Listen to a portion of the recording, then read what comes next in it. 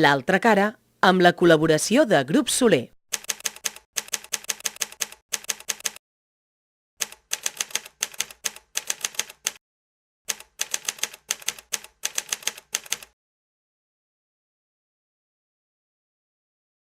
David Febrer, què tal, com estem? Bé, molt bé, gràcies. I tu? Avui volem parlar de la xocolata. Hem de començar per distingir xocolata i cacau o no?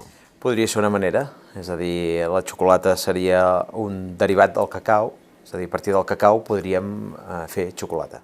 Sempre parlem d'alguns països molt concrets quan parlem de les xocolates. La majoria són del tròpic. N'hi ha algun que lideri l'exportació mundial, que sigui el país per antonomàsia líder en la fabricació de xocolata? Els cacaus més apreciats solen ser de Centroamèrica. El que passa és que un dels grans productors de cacau en aquests moments és Àfrica també, i Ghana, per exemple, és un dels que lidera fort l'exportació.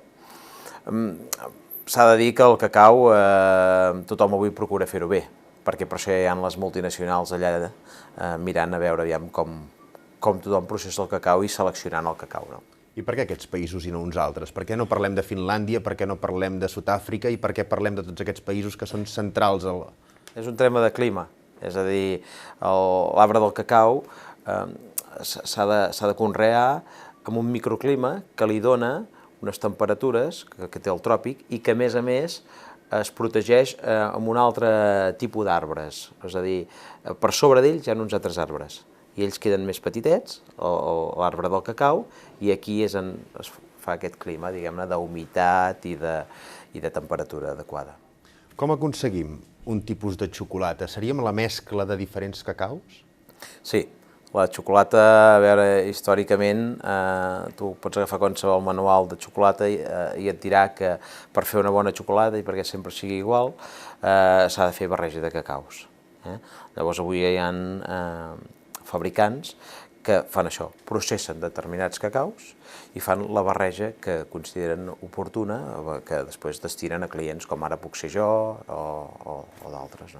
Ens podríem imaginar que seria com un Pantone en els colors o com a les colònies un aroma d'aquesta i de l'altra, però clar, sempre deu variar una miqueta segons com s'ha fet. Diem que el cacau és un producte de la terra, és un producte que no és mai igual.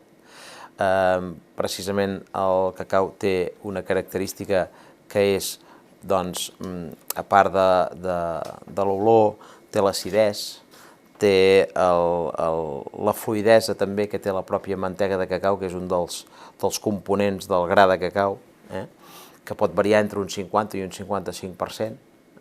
Llavors això fa que s'hagi de fer una criba, s'hagi de fer una selecció i determinar un buquet. I per aquest buquet hagis de seleccionar determinats cacaus. Perquè clar, hem de partir de la base de què està feta la xocolata.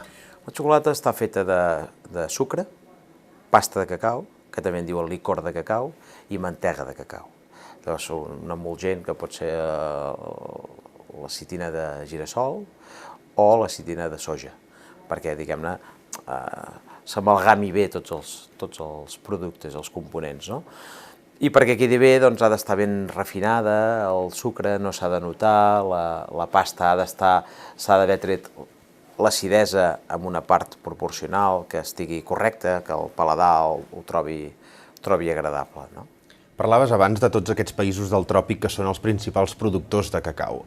Els catalans, quin és el cacau que més ens agrada? Encara estem amb xocolata blanca, amb llet o negra? O com amb el menjar ens hem anat especialitzant i ara ja volem xocolata de l'Equador, de Mèxic, de Veneçuela? En general, la gent vol xocolata. Xocolata negra o blanca o llet, depenent de les preferències que tingui, no? És evident que pots trobar gent que vulgui un determinat cacau, però en el mercat no és fàcil de trobar prototipus de rajoles amb determinats procedències de cacau. És més fàcil trobar barreges que a tu et puguin agradar, que no pas agafar un cacau Guayaquil o un cacau trinitari o un cacau de gana, per exemple, no? És a dir, jo veig que la gent normalment s'interessa més pel percentatge de cacau, és a dir, per dir, aquesta xocolata quin percentatge de cacau té? És un 50, és un 60, és un 70, és un 80? Això sí que la gent, aquesta cultura ha arrelat aquí, és a dir, el saber el percentatge de cacau que s'està menjant, no? Que per altra banda és important amb la xocolata negra, perquè amb la blanca i la llet doncs, els percentatges de cacau no són alts, no són significatius. Després parlarem d'aquests percentatges, de què significa tenir un 80% de cacau o què significa un 99% de cacau, però abans m'agradaria parlar d'algunes de les propietats que s'han dit, que no sé si són tòpics sobre la xocolata, no? És a dir, hi havia un estudi sobre persones grans que es prenien 2 tasses de xocolata desfeta al dia i això els anava molt bé pel cervell, per la memòria. Nosaltres tenim anècdotes, no? Per exemple, nosaltres, la nostra família, fa molts anys que es dedica al món de la xocolata, a la comercialització, i el meu pare em comenta doncs, que una vegada tenia un client, una pastisseria, que a sobre hi havia un metge. I molta gent baixava de la consulta del metge a baix a buscar xocolata amb prescripció mèdica, no? Per dir-los doncs, que aviam, vostè mengi xocolata perquè li pujarà el to, no? És com aquell, té la pressió baixa, doncs prenguis un cafè, no? O aigua amb gas, no? Doncs mengi xocolata perquè la teobromina dona un estat de satisfacció i un moment de relax també en el moment en què et prens la xocolata i és un moment doncs, teu, un moment que per sentir-se bé. És una medicina, diguem-ne, entre cometes, perquè no és una medicina, però natural, és a dir, és agafar-te un moment de relax i un moment de pujar el to d'ànims. Això hem sentit sempre, no? He tingut un mal dia, estic una mica depre, hi ha qui se'n va de compres, Vaig a menjar xocolata. i hi ha qui es menja una rajola de xocolata.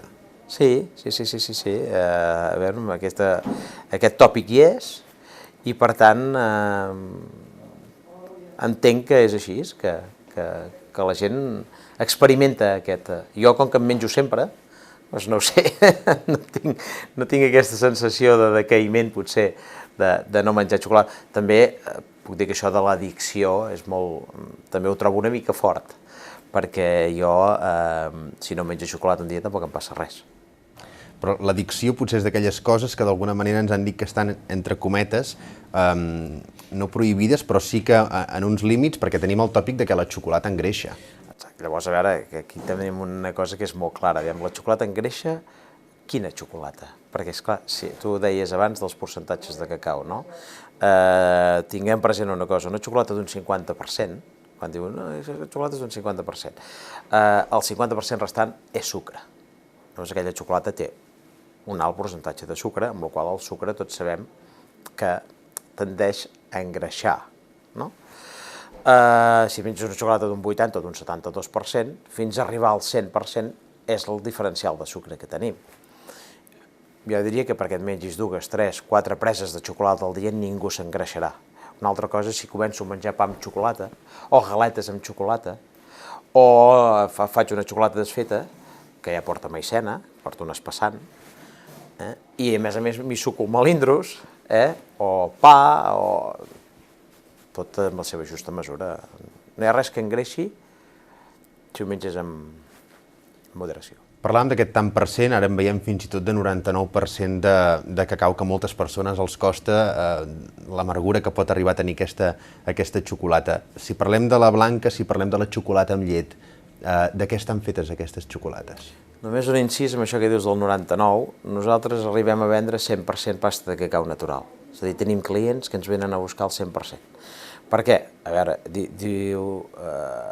ells saben que no porta res de sucre, ells saben que si són diabètics o no es volen engreixar gens ni mica, o no volen prendre sucre perquè ja prenen sucre amb altres coses, doncs mengen això i es troben bé, saben que estan menjant xocolata.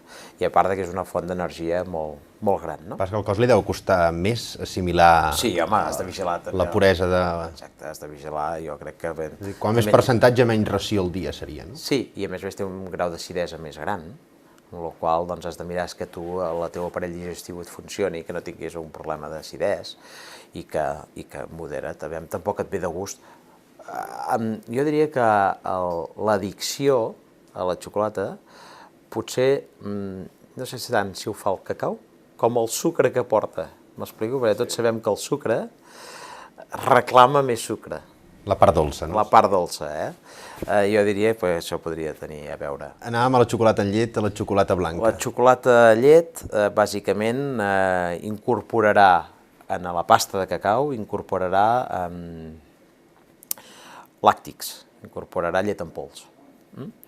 I això serà el que ens farà variar el color de la xocolata, el color característic de la xocolata amb llet, i serà més greixosa, amb la qual també tindrà un component calòric més important. I aquí parlaríem d'un percentatge establert del tant per cent de cacau que pot Es portar? pot trobar xocolata de llet d'un 32%, el normal, d'un 36%, a tot estirar. Per tant, estem parlant que els 65 serien sucres I làctics. i làctics. Sí, exacte, per tant són xocolates greixoses. També a la blanca encara ho és més, perquè és mantega de cacau i sucre. No és res més que la mantega de cacau. El color característic que té la xocolata blanca és el color que té la mantega de cacau. Per tant, si féssim una escala, una esglaonada, seria xocolata blanca, xocolata amb llet i xocolata... Sí, en qüestió de greixos, sí. I si diem en qüestió de popularitat, té a veure amb l'edat. Perquè jo dic que sempre em vaig introduir a la xocolata, per la llet. Jo menjava galetes amb xocolata de llet, no m'agradava la xocolata negra. Els meus nebots, que són petits, s'han introduït a la xocolata per la blanca i posteriorment ja els agrada la llet i acabaran que els agradarà la negra. I les meves filles, com que ja de molt petites jo tenia la dèria de la xocolata, des de molt petites que els vaig introduir la xocolata negra i des de petites que mengen la xocolata negra. Ara moltes persones que ens estan veient entendran aquesta evolució que potser no s'hi havien fixat mai, no? Com han evolucionat a la vida i de cop han vist aquella xocolata al súper que posa 70% de cacau. I de cop al cap d'un temps han passat i han provat la de 80. Si pensen què és el que menjaven quan ells eren petits, veuran que, si més no, menjaven xocolates més dolces. Amb la qual cosa, la introducció en el món del cacau la van fer a poc. Si no, és difícil que arribi algú i digui automàticament, un nen petit, la xocolata d'un 80% li posis a la boca i li agrada. La tendència serà escopir-la. Mentre que si li dones una cosa dolceta, allò anirà entrant. I com que és el que diem, el menjar xocolata s'associa a plaer, en un moment difícilment t'estan fotent una bronca i estàs menjant xocolata, sinó que estàs en un ambient distès i allà doncs rient i compartint un moment bo. Però també pots trobar-te que et foten una bronca i quan arribes a casa intentes solventar la bronca amb el teu moment de xocolata, no? Llavors has d'anar amb la senyora i li portes una caixa de bombons. Dius, com que m'he portat malament, aquí tens un... Ara que parles dels regals, dels bombons, encara tenim molt encasillada la xocolata? L'associem molt a que és per postres o per regalar o per marcar-nos un caprici amb nosaltres mateixos? Home, hi ha hagut molts fabricants, entre ells nosaltres, que ens hem cuidat de fer coses amb xocolata perquè la gent se senti a gust, a part de menjar-la, de regalar-la, no? És a dir, una bona barra de torró que tu pots portar a casa per menjar, però també si agafes 2 o 3 torrons els pots regalar, i és un bon regal, no? Jo no em vull carregar-me el col·lectiu de les flors, ni molt menys, però abans era molt fàcil regalar flors, no? Ara també és fàcil regalar xocolata, unes quantes rajoles de xocolata ben posades, ben empaquetades, doncs pot ser un regal, no? A dir, aquí tens per triar, no? En cada moment quina vols menjar-te. O fins i tot, doncs, un pot com aquests que nosaltres fem, de diferents fruits secs, xocolatejats, posats bé, amb un envàs correcte, i és una presència. Veurem la xocolata en el món de la gastronomia i no en l'apartat dels postres en un futur? La veurem incorporada en els plats o no? Ja s'ha fet i s'està fent. És a dir, per exemple, les àvies i les mares sovint expliquen que poden fer un guisat per exemple, fideus amb costella de porc i posar-hi 2 preses de xocolata, no?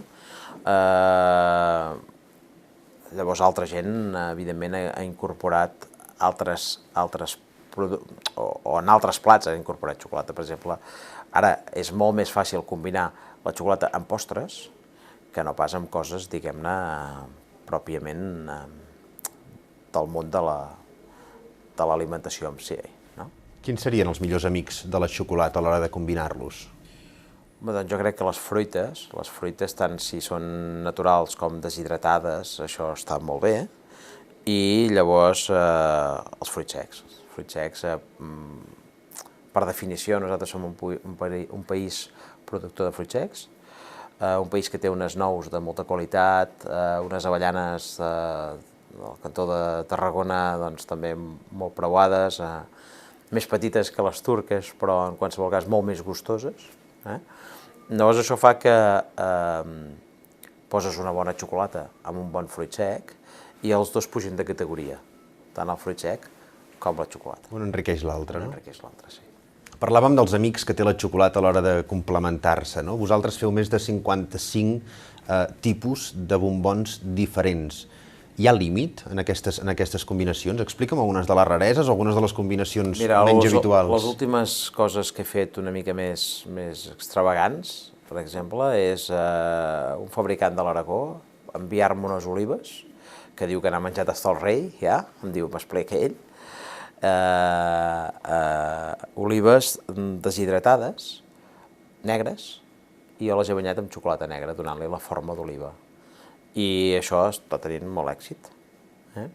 Llavors, com a cosa últimament per mi més novedosa és que estic incorporant proteïna, això que està ara de moda pels gimnastes i pels atletes i tot això, estic incorporant proteïna amb determinats bombons, amb determinats barretes energètiques, estic fent coses que barrejo dos conceptes, no? La xocolata tradicional amb aquest, diguem, nou escenari proteic que està en boga, no? A vegades veiem en el món de la gastronomia alguns restaurants que ens proposen alguns plats que nosaltres encara ens costa molt assimilar-los, no? La barreja de dos aliments que no estem acostumats. A les persones les hem d'educar a menjar xocolata, ara tu ens comentaves, amb olives negres.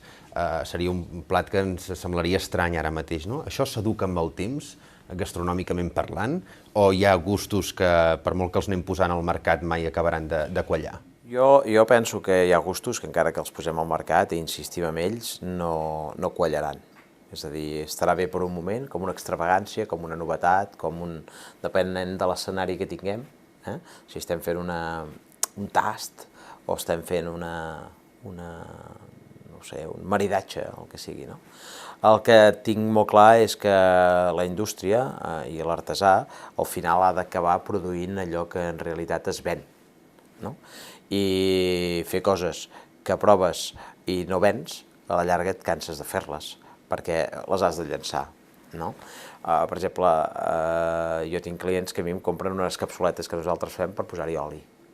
I combinen, quan venen cellers que tenen degustacions d'oli, en lloc de fer-los veure oli així a palo seco, que diríem, se'l mengen amb aquest vaset de xocolata. Llavors això ha estat una incorporació, diguem-ne, que han fet aquesta gent i que poden fer d'altres persones. Aquí a la taula veiem xocolata. Si algú a casa té una rajola de xocolata, sense haver de comprar grans complements, quin postre els recomanaríem que podrien fer? A veure, tu bé dius, jo t'he comentat abans, la xocolata és una cosa que està present en moltes cases, també la fruita està present en moltes cases. Jo els recomanaria, per exemple, que fonguin aquesta xocolata. Atenció amb el que diré ara, perquè si no ho fan bé no els hi quedarà bé, és que fonguin al mateix temps amb una perola al foc, aigua i xocolata, i anar remenant. I els hi quedarà una xocolata perfecta per tirar a sobre de profiterols, a sobre d'un plàtan, a sobre d'unes maduixes, a sobre d'una... I dic que fer-ho així perquè si primer posem la xocolata i després hi tirem a l'aigua, quan ja la xocolata està calenta, farem una trufa, no farem el que volem fer. Ens quedarà un quallat que no és el que nosaltres pretenem fer. Pretenem que sigui la xocolata líquida i la puguem tirar per sobre d'alguna cosa que ens vingui de gust. En una cassola, en un...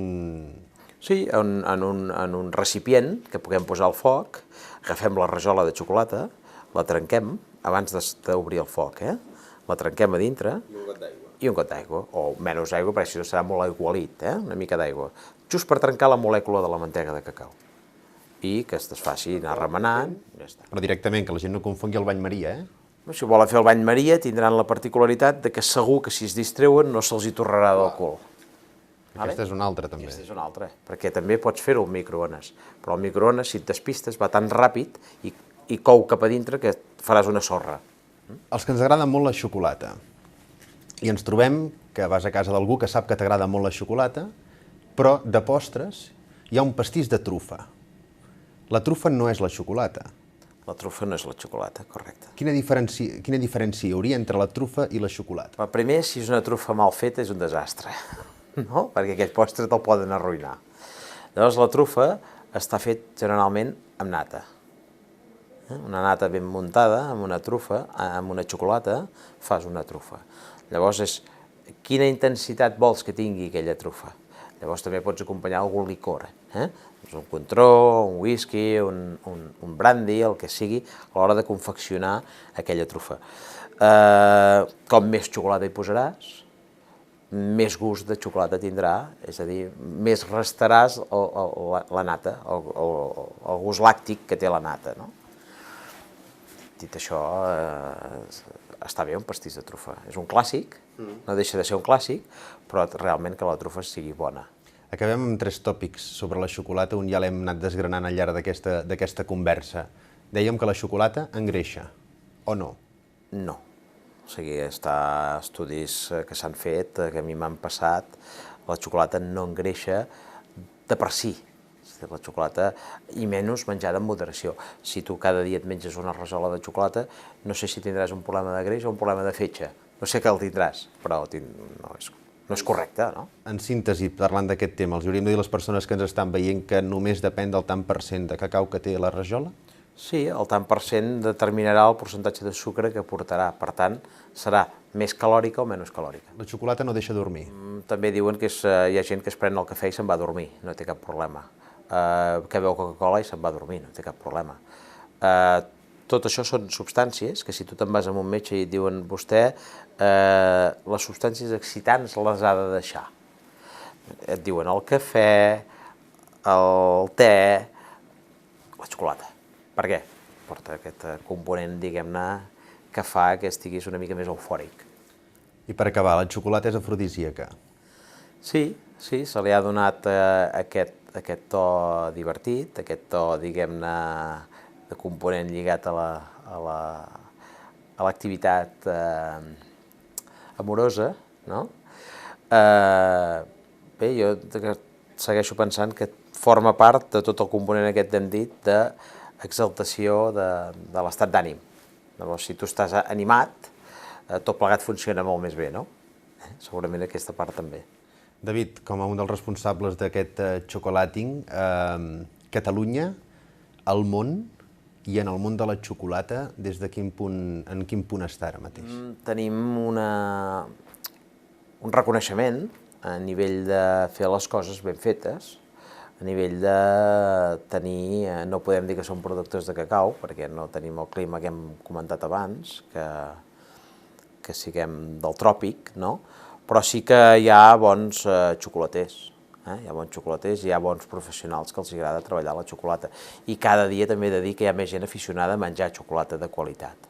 És a dir, sí, nosaltres bé, així ho tenim entès i així ho venim treballant també. Doncs molt bé, David, avui hem volgut parlar d'un d'aquests aliments que segurament més se n'ha parlat, més se n'ha menjat, i el que dèiem abans, no? Aquell petit caprici que un es vol permetre i que sempre va bé per portar un bon somriure a la cara. Moltes gràcies. I per regalar. I per regalar, això sí.